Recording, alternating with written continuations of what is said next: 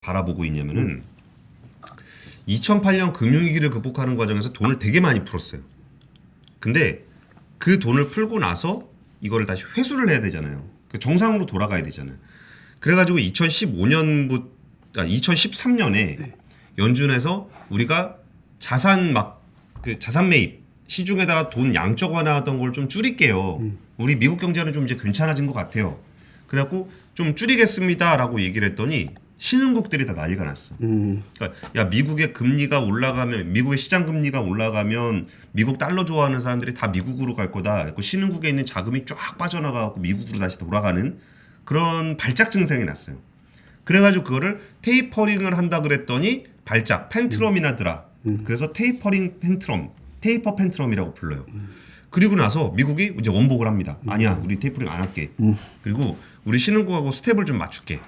그래서 좀 쉬다가 2014년부터 테이퍼링을 시작했고 2015년부터 금리를 인상해서 3년 동안 8차례를 인상을 했어요. 그리고 2017년부터 우리가 QT라고 부르는 자산을 가지고 있던 거를 다시 매각하는 그런 작업을 하고 있었는데 금리를 막 이렇게 내리고 나서도 원래 금리가 내리고 돈을 풀면은 물가가 올라야 되잖아요. 그렇죠. 근데 물가가 안 오르는 거예요. 근데 어쨌든 시장을 정상화를 해야 되니까 이 돈을 걷어들이긴 걷어들었어요. 일부. 근데 팬데믹이 온 거야. 좀 걷어들이고 있는데. 그래서 또 왕창 부었어요.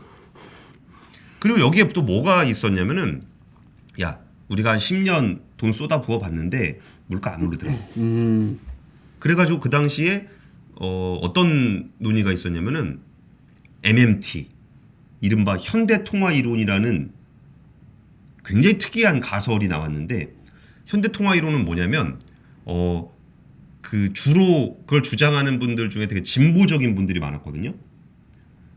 그냥 가난한 사람들 그냥 돈 주면 안 돼? 녹색 전환할 때 그냥 돈 주면 안 돼? 그런 거예요. 돈을 그냥 주면 안 되냐는 거예요. 이전에는 아니 돈을 그냥 그렇게 막 주면 돈값이 떨어진다. 돈을 이렇게 막 찍어가지고 그냥 주면 돈값이 떨어지잖아요. 그게 이제 이른바 인플레이션인데 그쵸. 현대통화이론은 뭐냐면 야 10년 동안 너는 돈 그렇게 풀었는데 금리 올라갔냐? 인플레이션 났어? 아니잖아. 돈 찍어. 줘. 괜찮아. 그 터키의 대통령과 비슷한. 근데 터키 정도로 이렇게 우스갯소리가 아니라 약간 좀 진지하게 논의가 되던 거예요. 현대통화이론이라고. 장기 저물가. 우리 경제에서 인플레이션이라는 건 없어졌다. 이게 선진화된 국가에서는 국가 건전성이 굉장히 좋아지기 때문에 정부가 아무리 적자를 많이 내봐야 금리 몇 프로 되지도 않고 이 금리 내는 것보다 성장률이 더 높기 때문에 예를 들어 이자가 예를 들어서 0.5%다. 근데 성장률이 한 2% 된다 그래봐요. 그러면은 내가 2% 성장하는데 0.5 이자 내는 게 뭐가 문제가 돼요. 그러니까 이거는 그냥 막 찍어서 주자. 이게 이제 현대통화이론이에요. 이런 얘기가 나올 정도로 굉장히 좀 특이한 상황이었다는 거죠. 근데 특이하다고 보기에는 너무 길어. 십몇 년을 그랬으니까. 그리고서 심지어 연준은 뭘 했냐면은 평균 인플레이션 목표제라는 걸 만들어서 2%를 기준으로 봤을 때 예를 들어 2%가 기준이다. 그러면 금리가 2%를 넘어가면 긴축을 해야 되잖아요. 근데 우리 긴축 안 할게. 평균 한 번 넘어간 거 말고 계속 넘어갈 거 아니면 우리 긴축 안 해. 그리고 예를 들어 0.5, 1.5, 1 막 이러면은 평균 맞춰야 돼. 위로 올려. 그러니까 억지로라도 금리를 올리기 위해서 우리 뭘 할게. 그 정도로 야 우리는 지금 저금리가 걱정이야. 물가가 안 오르는 게 걱정이야. 이 얘기를 언제 했냐면 2020년에 했어요. 그러니까 오래된 일이 아니에요. 그러네. 그러니까 이게 진짜 십몇 년 동안 고민을 하고 야 이제 우리가 확실히 이건 인정해야 될 것 같아. 뭐 아니야 우린 이제 물가는 없는 것 같다. 저물가는 없으니까 우리는 그 물가를 오히려 올리는 쪽으로 정책을 취하겠다라는 게 2020년이었어요. 근데 이게 왜 그랬는지를 이제 그냥 살펴보면은 네. 옛날에 돈을 풀면은 소비자들한테 준 게 아니라 이제 금융회사들의 부실이 생긴 거잖아요. 글로벌 금융위기가. 그러니까 금융회사에 자기 자본 확충을 해준 거예요. 그리고 규제를 강화했어. 그러니까 대출을 많이 못해. 그러면은 그 경제가 과열이 된다라는 거는 사람들이 그러니까 이거는 되게 좀 기본적인 개념이면서도 사람들이 조금 헷갈려하는 부분이 뭐냐면 본원 통화 중앙은행이 돈을 많이 찍어낸다라는 표현을 쓰잖아요. 네. 중앙은행은 돈을 많이 찍어내지 않아요. 그거하고 우리가 돈이 시중에 많이 풀린다라는 거는 다른 개념이에요. 그러니까 본원 통화라는 건 요만큼이 있는 거고 사람들이 대출을 얼마나 많이 받아가느냐가 통화량이에요. 그러니까 중앙은행에서 할 수 있는 거는 금리를 조절하는 거지 통화를 찍어내는 게 아니에요. 통화는 누가 찍어내냐? 은행이 찍어내는 겁니다. 은행에서 대출을 받을 때 그래서 통화량이 늘어나는 거예요. 근데 아까 은행들에다가 자본 확충을 해주긴 했지만 이거를 은행들이 자기가 지금 규제 그 자본 비율을 맞추려고 다 끌어안고 있었기 때문에 시중으로 돈이 안 풀려 나갔어요. 그러니까 이제 굳이 인플레이션이 없는 아무리 돈을 풀고 금리를 내려도 인플레이션이 없는 거예요. 댐이 막혀 있었던 거지. 그렇죠. 근데 이번에는 그렇게 아니에요. 이번에는 코로나19 위기가 되니까 락다운을 해서 사람들이 일을 못해. 그러니까 출근을 못하네. 그러면 그냥 돈을 줘야 돼. 직접. 그래서 재정에서 직접 돈을 쏴주는 거예요. 막. 사람들한테 직접 돈을 주고. 그리고 이게 문 닫으세요. 이게 코로나 때문에 문 닫아야 됩니다. 근데 내가 자영업자야. 근데 내가 망하게 생겼어. 문 닫으래. 문 닫겠습니까? 열죠. 그러니까 방역이 안 돼요. 그러니까 정부가 돈을 안 주면 방역이 안 돼요. 한국은 좀 특이한 케이스예요. 한국은 사람들이 착해. 맞아요. 네. 돈도 안 주고 문 닫으라 그랬는데 그냥 닫았어요. 근데 미국이나 유럽에서 난리죠. 백신 뭐 가지고도 뭐 데모. 맞아요. 그런데 이거를 직접 돈을 줬어요. 안 줄 수가 없었어. 안 그러면 방역이 안 되니까. 그래갖고 직접 돈을 줬더니 우리가 그 한 십몇 년 동안 더 이상 선진국 경제에는 나타나지 않는다라는 물가가 나온 거예요. 그리고서 사람들이 엄청나게 사들이기 시작하고 돈이 좀 생기니까 일을 안 해요. 그러니까 노동력이 부족해서 인건비가 올라가네. 돈을 막 풀었더니 부동산 값이 올라가서 임대료가 올라가네. 뭐 녹색 전환한다고 에너지 투자를 안 했더니 에너지 비용이 올라가네. 그래서 실제로 와 진짜 평균 인플레이션 목표가 2%뭐 이런 거 얘기하는데 10월에 6.1, 11월에 6.8, 1980년대 이후 최고치. 12월에 거의 7%까지 올라갔어요. 그러면서 여기에 처음에 연준에서 일시적이다라는 얘기를 했는데 이게 일시적이라고 얘기를 할 수 있었던 이유는 얘기할 수밖에 없었던 이유는 십몇 년 동안 고민을 했다고. 그리고 야 이제 인플레이션은 아닌 것 같다라고 해서 그 고민 끝에 평균 인플레이션 목표제를 정하고 우리는 이 저물가 저성장 상황은 우리의 구조적인 변화로 인해서 생겨난 문제다라고 해서 확정한 게 2020년인데 그걸 2021년에 바꿔야 되는 상황이 된 거예요. 그래갖고 이걸 안 바꾸고 일시적이라고 얘기했다가 연락이 두드려 맞은 거지. 물가가 엄청나게 치솟아 버린 거죠. 그리고서 미국에서는 어떤 생각을 하냐면은 야 금리 낮춰가지고 주식시장 좋으니까 좋냐? 나는 안 좋은데? 그러다 이제 물가가 올라온 거예요. 근데 물가가 오르면은 나는 직접적으로 피해를 보잖아요. 그치. 내가 소비자들. 미국에 있는 그 소비자들은 직접 피해를 보는데 옛날에는 물가가 오르지 않았기 때문에 양적 완화를 해서 금리가 내려가서 주식시장이 좋으면 주식시장이 좋은 거고 물가는 오르지 않았기 때문에 소비자들이 불만은 없었어요. 일반 국민들이.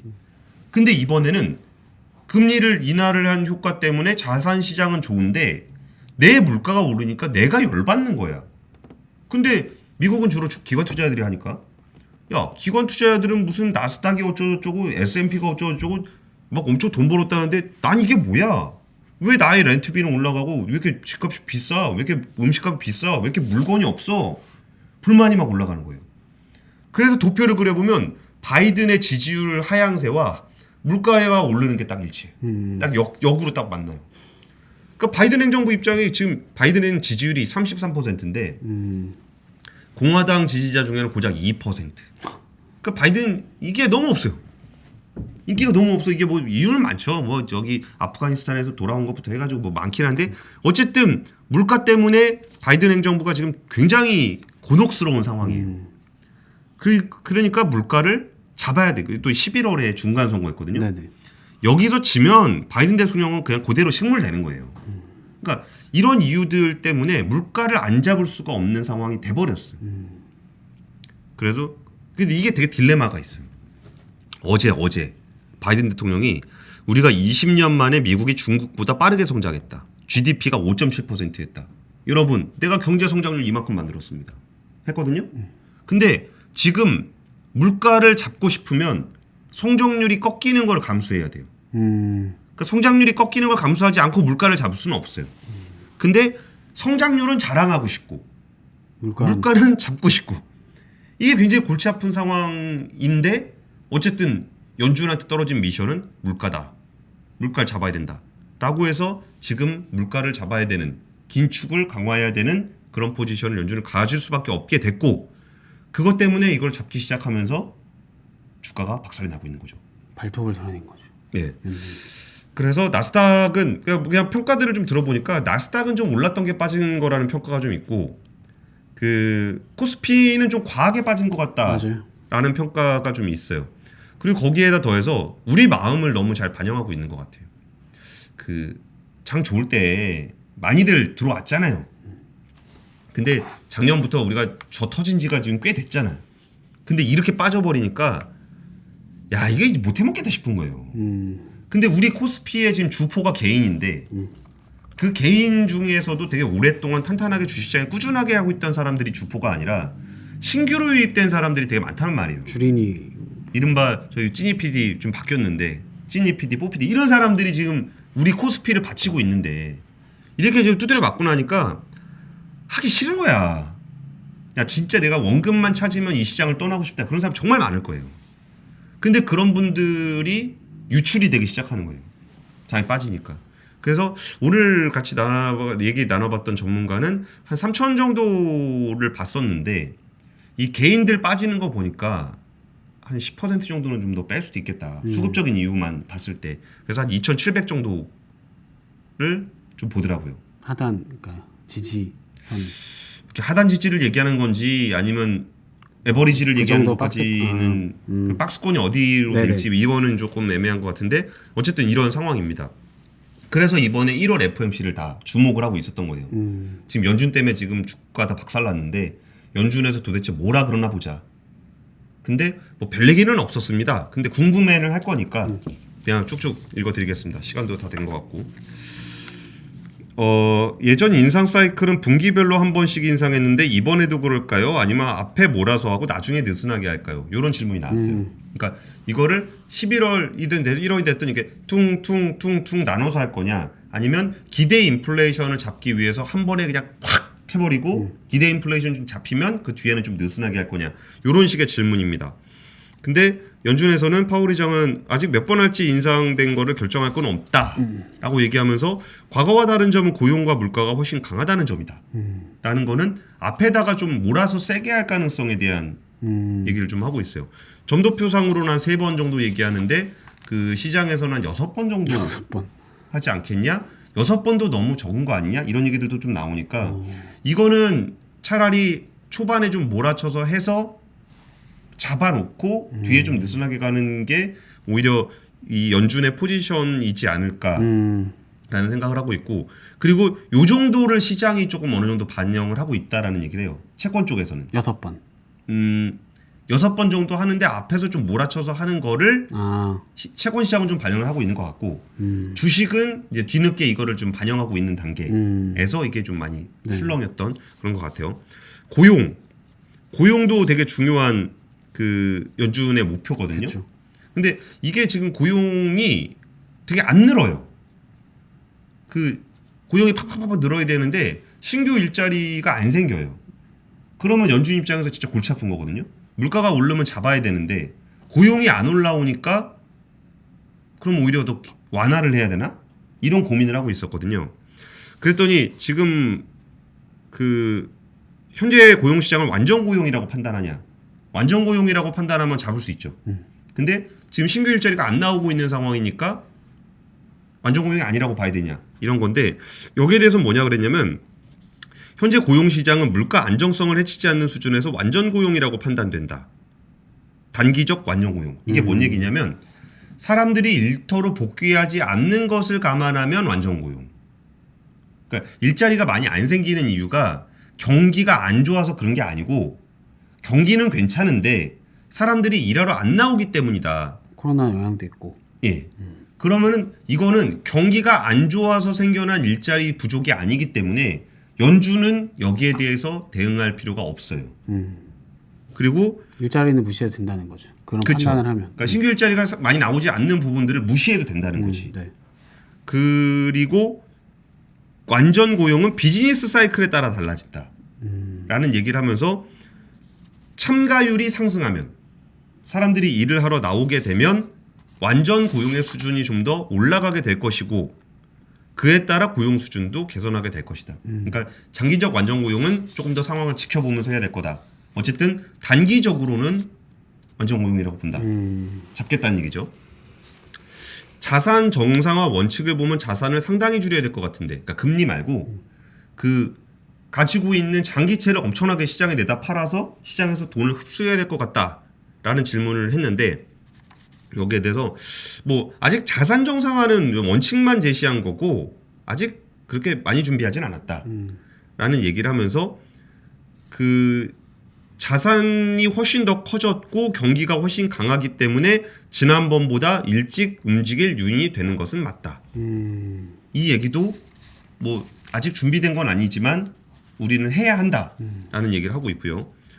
그 대신 다만 우리의 주 통화 수단은 양적 완화, 양적 긴축이 아니라 기준금리이기 때문에 금리 인상을 진행한 후에 자산 정상화를 실시하겠다. 메인은 금리 인상이다. 그러니까 초반에 금리 인상은 세게 할 거다라는 거를 얘기를 해주고 있습니다. 중립을 넘어가는 수준으로 기준금리를 인상하지 않아도 물가가 목표 수준으로 내려올 것 같으냐. 그러니까 과도하게 금리를 인상해서 잡아야만 이 물가가 원하는 만큼 내려올 것 같냐라는 얘기를 한 건데, 근데 이 부분에 대해서는 이제 추가 인상에 대한 논의는 안 했는데 그 3월 기준금리 인상은 적절하다고 생각하는 것 같다. 이게 예고 금리 인상이거든요. 이렇게까지는 안 해요 원래. 근데 이거는 조금 파월 의장이 좀 세게 얘기한 것 같고, 그 경기 상하방 위험이 다 있는 거 아니냐, 어떤 것이 있냐라고 했을 때 리스크는 뭐가 있냐라고 했을 때 팬데믹이 아직 끝나지 않았다, 공급 병목 현상이 지속되고 있다, 유럽의 에너지 우려가 있다, 뭐 이런 거 정도 우리가 다 알고 있는 그 정도 위험을 보고 있는 것 같아요. 인플레이션이 저임금 가구에 미치는 영향을 어떻게 가늠할 수 있느냐? 낮은 월급, 고정 월급이 아닌 사람들에게 주는 인플레이션은 좀 더 필수적이고 즉각적인 영향을 미친다. 아까 설명했던 그쵸. 거랑 같은 맥락이고요.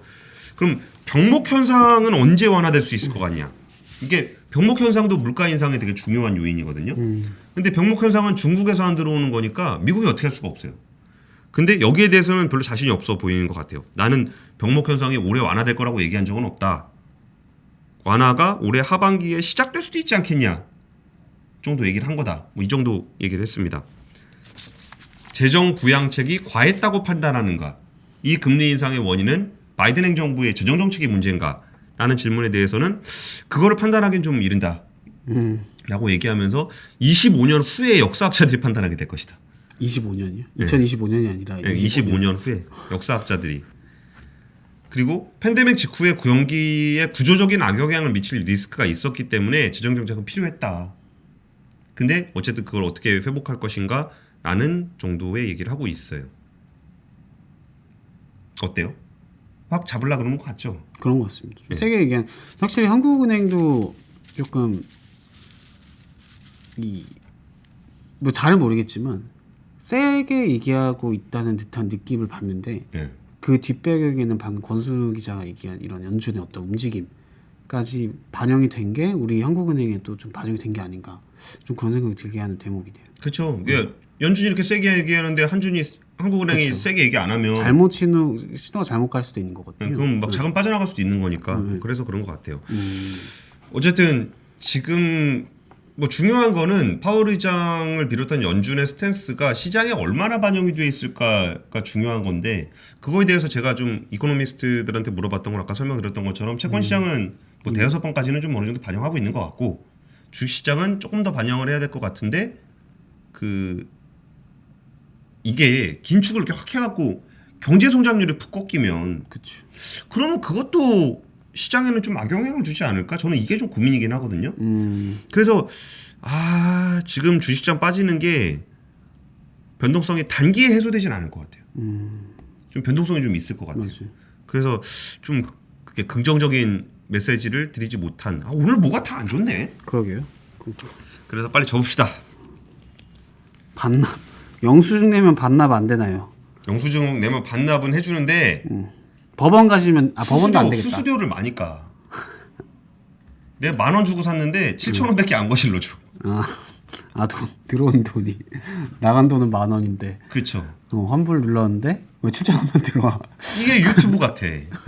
슈퍼챗을 받으면 30%씩 유튜브가 뛰어가잖아요. 30%나 돼가요? 엄청 뛰어갑니다. 유튜브 주식 사야겠네 그럼. 그리고 애플도 네. 애플도 앱스토어에서 우리가 결제하면 30%씩 가져가요. 와 그런가요? 네. 주식 시장도 내가 분명히 10,000원 주고 샀는데 내가 팔 때 되면 7,000원밖에 안 줘. 7,000원이면 잘 받은 거 아닌가요? 거의 하한가 한 번 맞은 거지. 알겠습니다. 오늘 준비한 얘기는 여기까지고요. 설 명절 잘 보내시고 새해 복 많이 받으십시오. 새해 복 많이 받으십시오.